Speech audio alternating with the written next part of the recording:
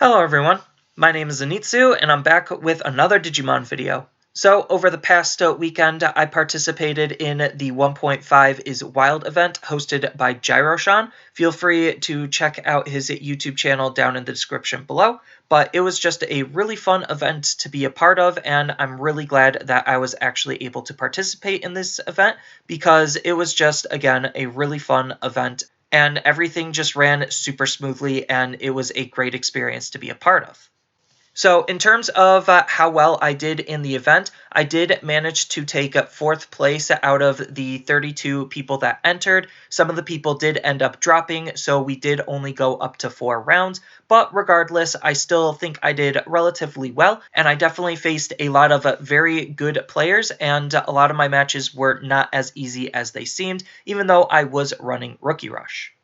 And as far as what the deck was doing, it was just doing your very stereotypical Rookie Rush thing, where you're just trying to play your rookies as efficiently as you possibly can, and just aggro the opponent down as fast as you can. So I was running Upamon as the main Digitama for some card draw. Then I was running Gabumon for some additional card draw. On top of the Veemon with jamming was also super good to play as early as you possibly can, so that way he could remain on the field multiple turns, breaking multiple securities. Then I was running Gomamon for that really interesting Evo tech, where I'm really just running him to use him as an Evo source because he has this great inheritable ability of on delete gaining a memory. So if my Digimon are going to be deleted most of the time anyway, then having that inheritable just makes them a little bit more worthwhile having them be deleted, and I don't feel as bad. Then I was running Penguinmon just because it was a 3-drop 5k body, because I understand a lot of people were probably going to be playing ShineGreymon or Red Omni, and having the 5k body helps prevent my Digimon from being easily deleted by both of those decks. Granted, Omnimon could still go into Alter S and do that, but they actually have to go all the way up into Alter S, and this dodges Volcanic Dramon, whereas in the Shine matchup, having the 5k body means that he needs 2 Shine procs in order to be deleted. So the 5k body definitely is a very important thing, and definitely why I really liked Penguinmon. And then Gomamon was just that value-efficient card where I was just running him because he was cheap to play. Mushroomon, just because 2-drop 4k is really decent, and then Aruraumon, for the same reason, 2-drop 5k, because we like the 5k bodies on our rookies.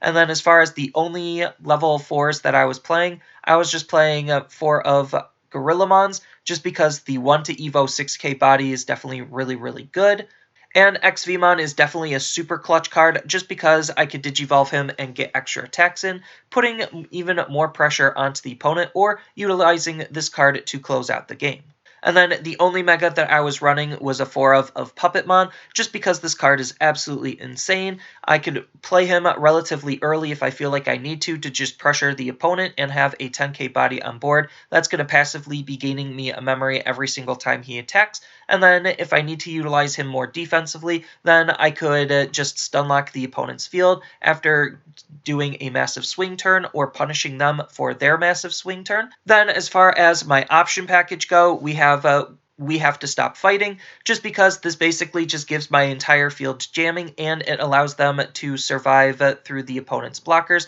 if they're deciding to block my Digimon's attacks. And then we got Hammer Spark as a 4 of, just because this card's insane. Being able to gain 1 memory just allows me to extend a lot of my plays and make my plays that much more efficient. On top of the security ability, where I just am able to gain 2 memory, could help end the opponent's turn or ruin some of their plans. The 2 of Flower Cannon's pretty nice, just because being able to suspend the opponent's blocker so that way I could just swing through is also really, really good. The 3 of Positron Lasers, definitely a really clutch card. This card is so good, just because its security ability, being able to bounce arrested Digimon as long as I have a blue Digimon, is really good. But also this card is used to help stop some of the opponent's aggression. And then it has a really powerful main effect that's kind of similar to its security effect, except the opponent's Digimon can't attack or block. So you could utilize that in some really different and interesting ways to stop the opponent from doing certain plays. So this card is just really, really good. And then the only tamer of the deck is Davis, just because I am running a blue-green base, so I really want to try to make my plays as efficient as possible, and Davis being able to help dig for potentially 2 cards is really, really powerful, on top of him being a memory-fixing tamer. Making sure my memory is always 3 definitely is really nice because it just makes my plays that much more easier and that much more efficient. And then as far as how my rounds went, round 1, I faced off against a yellow ShineGreymon player, and he did manage in game 1 of that round to Shokamon lock me, but I was able to find enough of my Digivolution cards to just Digivolve past the Shokamon's locking effect, so that way I could actually deal damage to him, and I was just able to build a big enough of a board state and just hold off on attacking him, so that way I could just make one really powerful big super attack turn, and that allowed me to close out the game even against a Shokamon. And then game 2 in that match, I basically just took it as a swift 2-0, where I just basically tempoed him out and built a wide enough board really, really quickly, so that way I could get past his blocker and attack his security and clear out the vast majority of his security, making it so he can't really do much or recover afterward. Then in round 2, I faced off against a Megazoo player, and that was another really hard-fought game 1, where he was just constantly using his on-play Megas to disrupt my board. So he was using Metal Seedramon to bounce my cards back to my hand, he was utilizing Magnadramon to recover, and it was just a very annoying board state to try to fight through, on top of which, because I am Rookie Rush, I can't really efficiently clear his Megas. So that created some huge problems for me, so I really had to rush him down, and I was still able to take it that game, but I didn't quite understand what he was doing at first, because he was utilizing a red low end, probably to make sure that Gaia Force is always online, but because I'm Rookie Rush, he didn't really have any good Gaia Force targets, or the option to play Gaia Force, because I never really put myself in a position where Gaia Force would really hurt. And then because he was also utilizing the red low end, he was also playing the Biomon that allows you to gain a memory when it's deleted on your turn. So that allowed him to gain some additional memory to make some of his plays more possible. And it was definitely a really powerful and really interesting take on Megazoo. But again, I was still able to clear out that game, and then going into game 2, I just managed to out-tempo him completely, and just was able to just build a wide enough board fast enough, so that way I could just swing for game, and unfortunately in both of the games, he did not see Volcanic Dramon or Alter S to be able to utilize either of them as like hard counter tech, but he did in game 1 manage to utilize Metal Seedramon to some of that same degree, but it just wasn't as good as Volcanic Dramon because I just replayed the cards he just bounced. But regardless, it was still some very good games, and I could have easily lost to either of those games if he saw either Alter S or Volcanic Dramon, and my security also in Game 2 was absolutely insane for him to try to fight through, so it was just too much pressure, and my security was just too good to where he just couldn't kill me fast enough. Then in Game 3, I did manage to face another ShineGreymon player, and I did take one game, but he did end up taking the whole round. So in Game 1, he just opened the nuts and Shokamon locked me, and I couldn't see any of my evolution cards to try to pressure him. I mean, I did pressure him as best as I can, but I just didn't see enough of my pieces to really close out that game. So he just managed to, like, basically build up this big board state and whittle me down, and I just couldn't fight back. And then in Game 2, it was just a swift game where I just did the usual Rookie Rush thing, went wide as fast as I possibly can, swung for all of his security as quickly as I can, and made sure he couldn't really come back, so that was just an easy Game 2. And then going into Game 3, I tried to fight it out, but he established really, really quickly, and my opener wasn't super great, so I was already fighting from behind, and that's already just very, very painful, so he was just able to establish complete dominance before I could break all of his security and really try to pressure him for game. And then going into the last round, which was round 4, I did see another ShineGreymon player, and that was another very hard-fought set of games. So in Game 1, he did manage to win just because he was able to establish something, and I really wasn't able to establish much of anything, let alone try to pressure him enough to, like, threaten lethal. So he just managed to close out that game really quickly just because I couldn't see anything. And then in game 2, it was a really hard fought back and forth where we were just going back and forth, and I was trying to put as much pressure while he was trying to set up a good defensive line and clear my board. And he only lost it because he managed to misplay towards the end, which caused me to be able to just crack back and win very quickly and very easily. And then going into game 3, it was just your usual game of Rookie Rush, just the same story. Just build as wide of a board state as I possibly could, as quickly as I possibly could, and then I just got around his blockers and just beat his security relatively quickly, closing out that game, winning the round.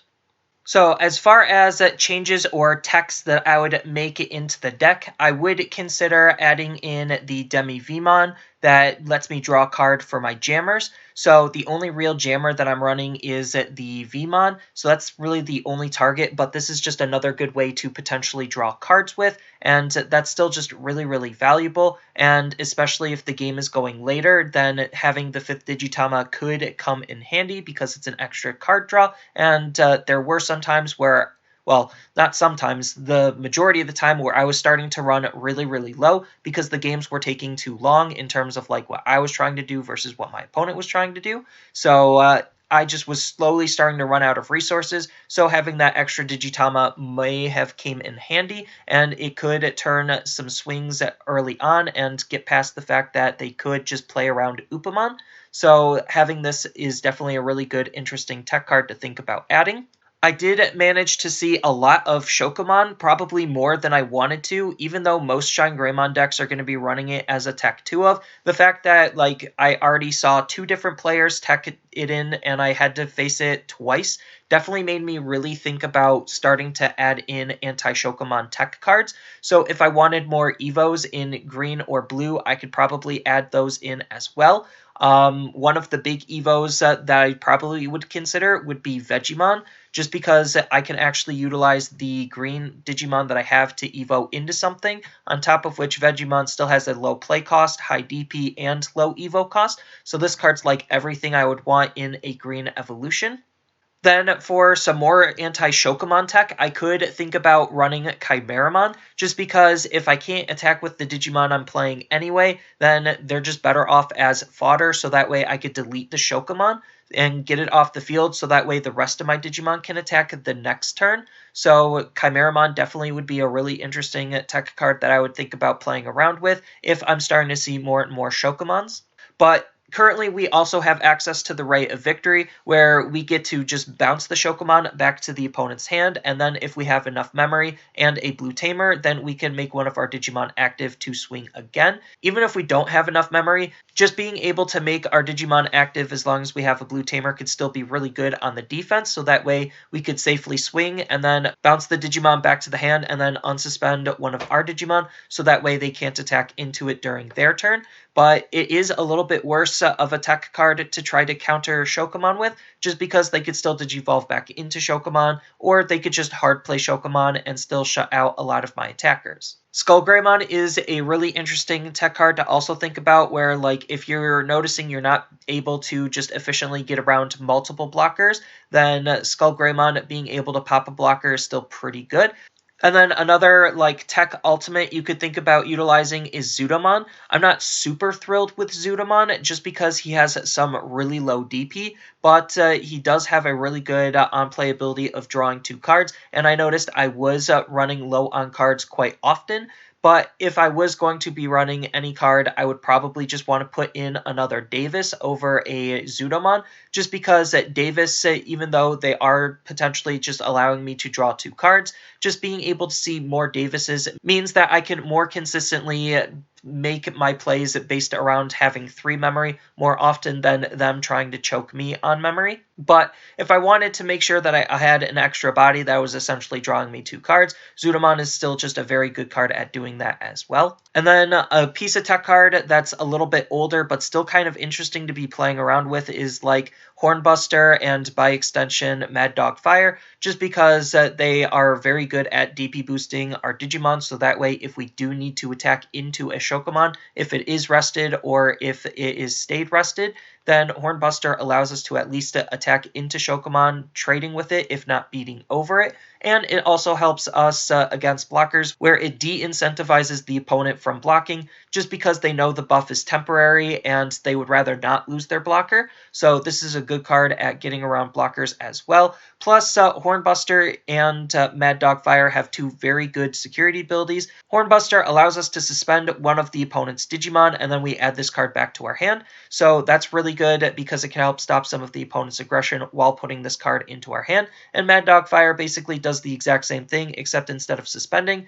we get to draw a card and add the card back into our hand. So we could then figure out when is the best time that we could utilize these cards. But I definitely think the yellow ShineGreymon players are starting to tech in Shokomons a little bit more, and as a Rookie Rush player, we actually do have to somewhat respect Shokomon. Even though we can just evolve out of it half the time, sometimes we're not always able to do that, and then Shokomon does just become a huge problem. So I would definitely, if you're expecting to see a lot of yellow players, start teching in a little bit more anti-Shokomon tech to just help deal with that matchup, and that also could extend it to helping you against the red Omnimon player, because it'll make a lot of your Digimon not be able to be deleted to Volcanic Dramon, and they'll still probably end up being deleted to Alter S, but regardless, it still does take away one potential card that's in there just to help deal with Rookie Rush, and sometimes that's all we really need, just because the vast majority of our deck is super powerful and super efficient.